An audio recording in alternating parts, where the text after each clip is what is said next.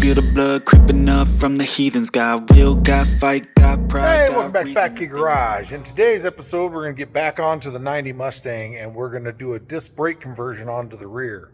Originally, I had planned on just doing the 5-lug Ranger axles in the back and just do the drum and kept the drums, but I was digging through some boxes, found disc brake setup, and I decided to go ahead and use that. So in this video, I'm going to show you how this could easily be done with, you know, very limited funds. I think under $400 you could get everything you'd need to switch over to disc brakes and 5-lug in the rear. Let me flip this video or flip the camera around and I'll go over some of the parts you're going to need and roughly what they would cost in the open market. So right here you actually have the backing plate. This is the main piece you're going to need to do the conversion from drum to disc. You can see how the bracket itself is kind of dog-legged here, and that actually moves the caliper and caliper bracket back so you can just run SN95 SN95 parts on it. This is the anti-moan bracket. This actually bolts to the back here, and here bolts to the main part of the caliper bracket. And these come, it's like this particular setup, this right here, this, and the rotor are Cobra specific. But you don't have to use Cobra setup. You can actually, you know, run the smaller 10.5-inch GT or V6 setup. But the calipers and the caliper bracket are the same. So anyway, this is the anti-moan bracket. Caliper bracket. This is your actual caliper. I went ahead and got some new hardware with the bolts. You're going to need this. This goes from 3/16 to quarter, and you'll need that to go on to the 94, 95 soft lines. You can see this line here in the back. I replaced it because the one that was on my car, you can see right here. Where is it? It got smashed pretty good by the, there it is. Get it backed up. All right. It was smashed pretty good by the exhaust. So it does look pretty much closed. So that's why I have a brand new brake line for the passenger side. But the conversion itself is actually pretty straightforward. Again, I'm running the bigger Cobra 11.65 brakes on this car. Caliper brackets are the same. You'll need the 94, 95 soft lines, and like I said, if you went with the smaller brakes, you'd have a different anti-moan bracket here. But as you can see, I've already started taking apart, got the axle out. The other thing we did while it was apart are the 355 gears are done. So my buddy John came out, helped me do that. And now we can go ahead and start tearing this apart, and I'll show you exactly what you got to do. All right, so some of the first things you're going to want to do is get all the old disc brake stuff off. When we did the gears, went ahead and put new axle seals and new bearings in, so all that's done. But first things first, get all the old shoes off. And that's pretty simple.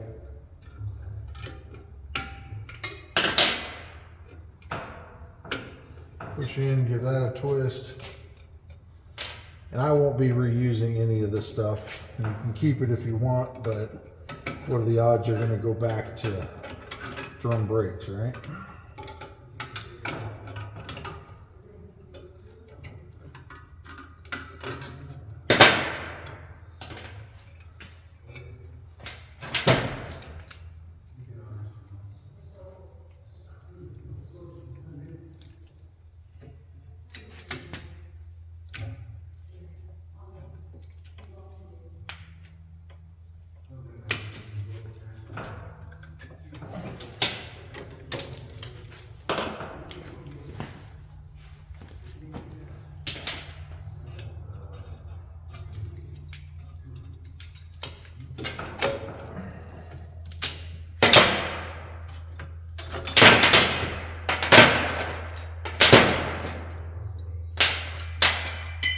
It all falls apart pretty easy once you get the springs off of it. Again, it's up to you whether you want to keep all this stuff or not, because we won't be reusing any of it in this particular setup. Just set all this back here.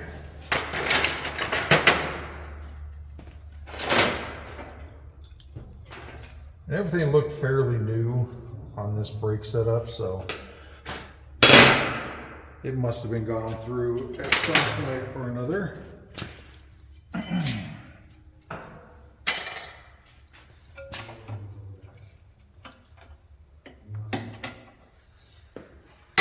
To get the e-brake off, pretty simple. Get a 1/2 inch wrench, compress all those down.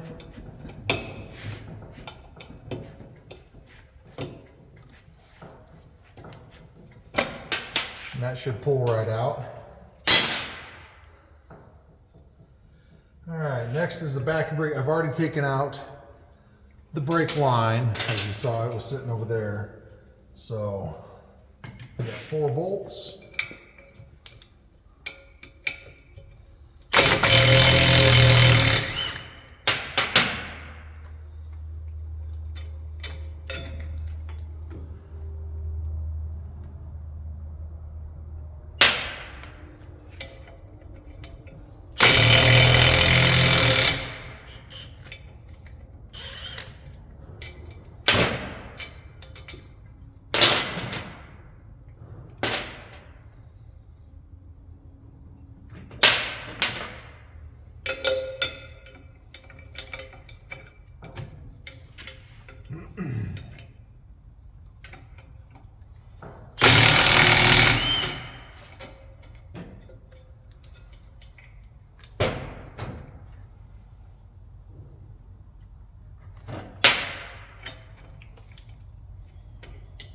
And I'm using a 9/16 on the back and a 9/16 side.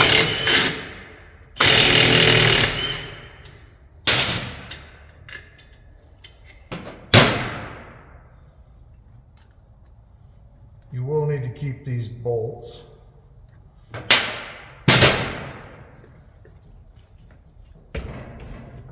Grab a mallet. It's on the other side.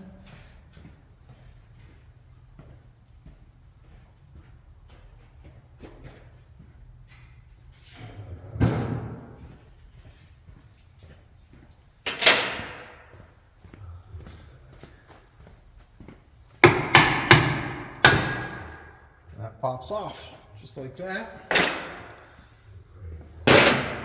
Make sure your surface is somewhat clean. Actually, make sure it is clean. And the first thing we're going to put on is these are marked right and left for driver passenger.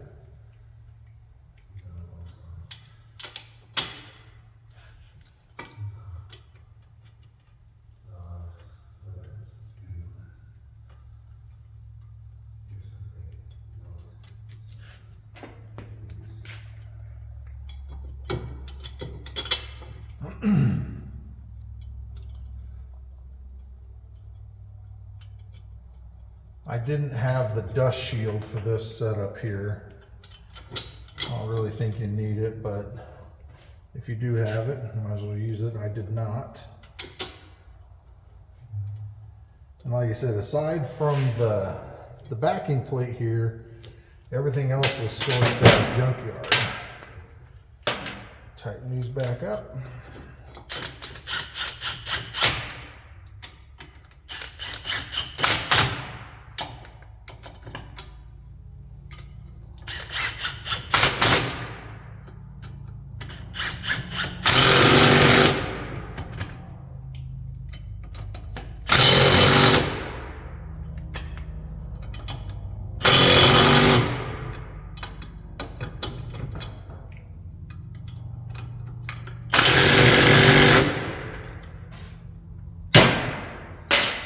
Then you can get the anti-moan bracket installed.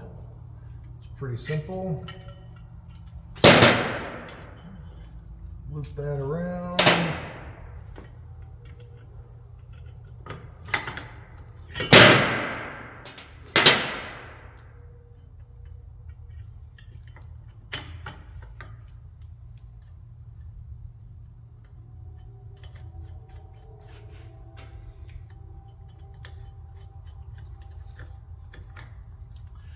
Again, depending on what brakes you're going to run.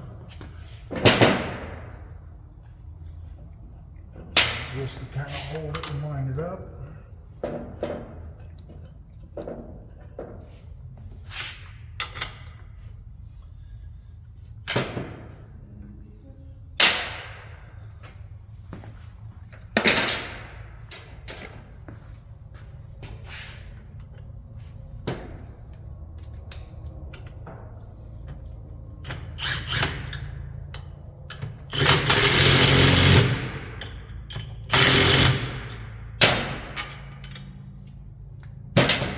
Alright, at this point, we can slide the axle in, slide the rotor on.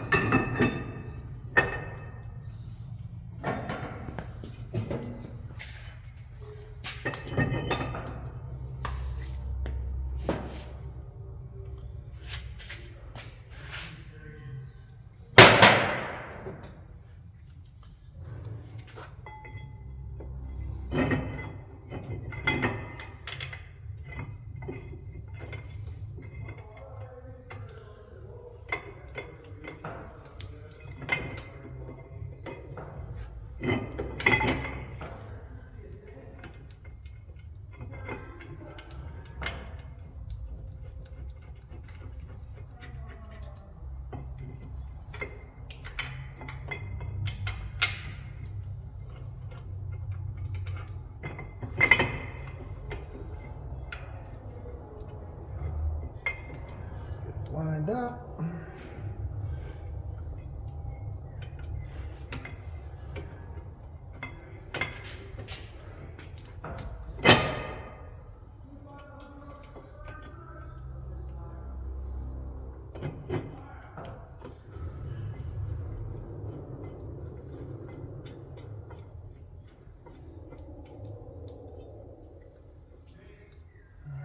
I believe those are 15.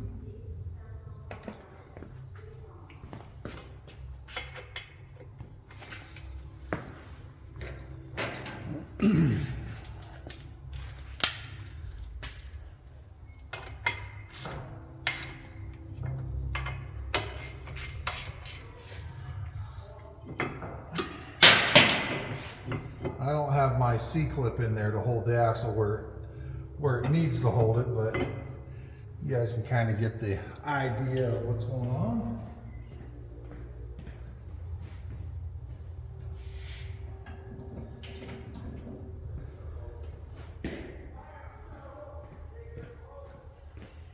I did buy all new pads, but I'm getting the rotors turned, so I'll just put the old pads in for now until I get that done and back.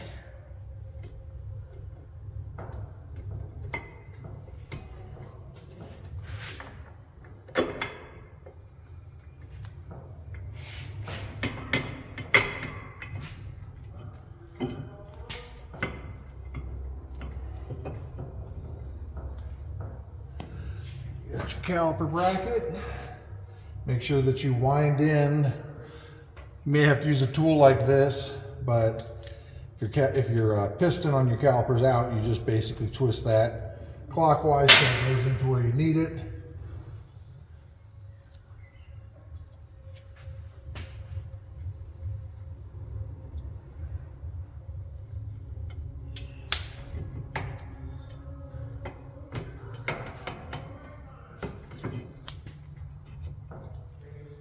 Doesn't look like mine's going all the way. Oh, my pad fell out.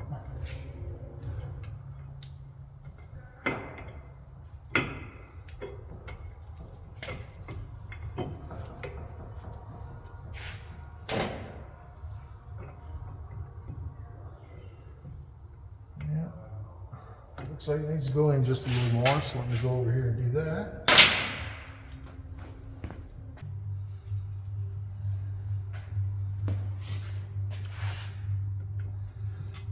Go.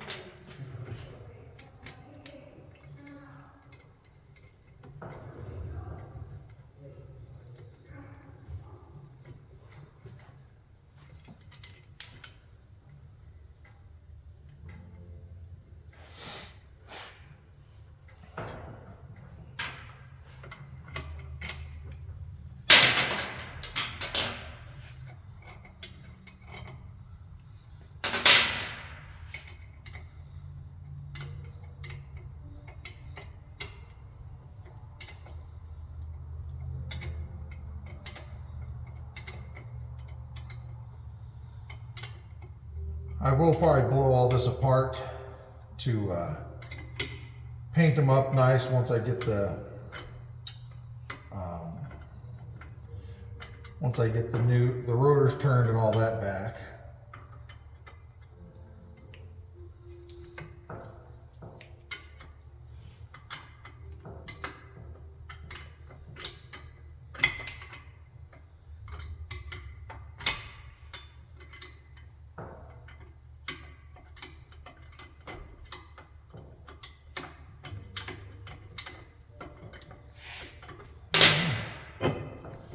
Axle will probably sit roughly right there once the C-clip eliminators or the C-clip's back in it. As far as your brake line, this is that adapter you're going to need, and you actually have to cut the brake line down and reflange it. It's not that bad of a job, but you do have to do that.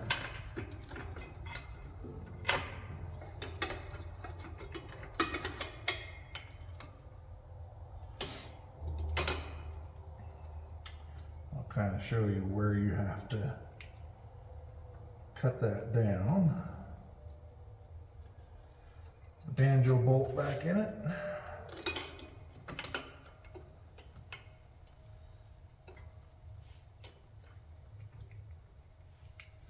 Banjo bolt's 11 millimeter, I believe.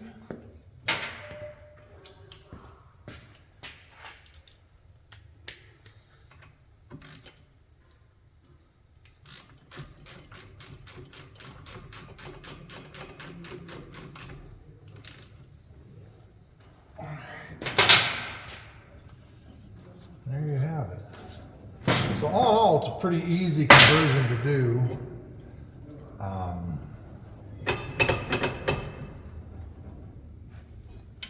You gotta mount brake line over here on this side. Bolt for that.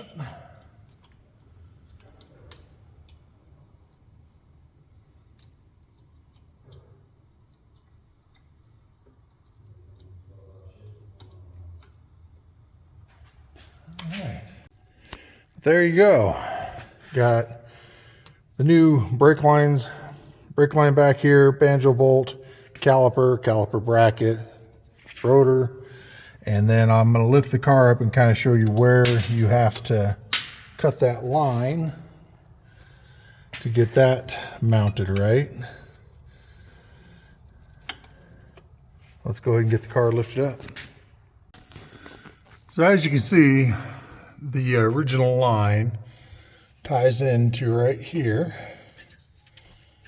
right there at that distribution block, comes around, goes down, gets mounted here, but you can see where it attached there, so we're gonna have to make a new bend right in here. So we'll go ahead and make some marks on it and get my little tubing bender out, and we'll get it bent up. All right, so as you can see, I did 2 new bends and cut the line down and then re-flared it so it'll fit, and it does tie in over here, clears everything as it should. I'll put the vent back in. It's got a little strap that holds it to that, but that's the brake line on the passenger side. I did cut this here and flattened it out so it would mount flat on this bracket using the existing bolt that held the line originally. So that's actually pretty sturdy. Got everything back here done. And the driver's side's pretty much the same setup. You don't have to do much different. You can kind of see over here the line's bent. All you got to do is take this bracket off, take the line off, and you'll rebend it somewhere around in here and do the exact same thing. And then the new flex line will mount to this bolt. So there's a couple of things we got to do to get this done, so let's get on to those. So this is the last piece to our little puzzle here. I went ahead and ordered the Ford Performance Parts proportioning valve for this setup. I think it was like 69 bucks. Wasn't too expensive. There are cheaper ones out there, but I kind of like the looks of this. It will fit right in here. You take this coupling out, and then it comes with the fittings inside here, and this should all just go right up and fit right inside there. May have to do a little bit of bending with the lines, but all in all, it should fit right up in there. So I'll go ahead and get this out of the package, and we'll start putting it together and get it mounted on the car. All right, so you can see I've already cracked the lines a little bit, so this wouldn't be so difficult. Try to always use a line wrench because you can really booger these things up, and once they're boogered up, it's really difficult to use them again.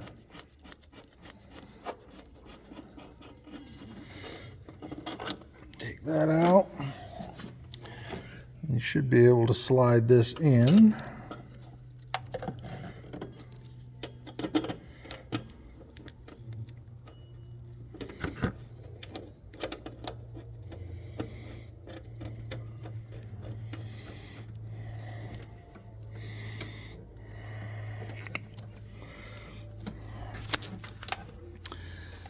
Go ahead and rebend this. All right, so there it is installed. You can pretty much do it any way you want. This looks all right just sitting the way it is. Hood latch still clears. All right, so there it is, fully installed. And I think I put it in backwards. All right, so I got the proportioning valve installed. Just remember there is an in and an out to this. This is coming from your master cylinder, and this is going out to the rear. So I think that's just about going to do it for the rear disc brakes on this.